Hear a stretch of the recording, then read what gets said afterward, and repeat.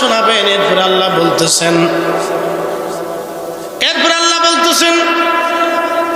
কামা আরসালনা ফীকুম রাসূলাম মিনকুম ইয়াতলু আলাইকুম আয়াতিনা ওয়া ইউযাক্কিকুম ওয়া ইউআল্লিমুকুমুল কিতাবা ওয়াল হিকমা।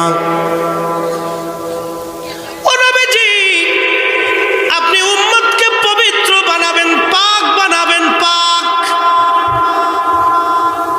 এখন আপনারা বলেন রাসূল পাক না নাপাক? তো আমার দেশে যারা বুকে হাত বেঁধে নামাজ পড়ে এরা বলে যে আল্লাহ পাক, আল্লাহর সাথে রাসূলকে পাক মনে করলেই শিরক করে।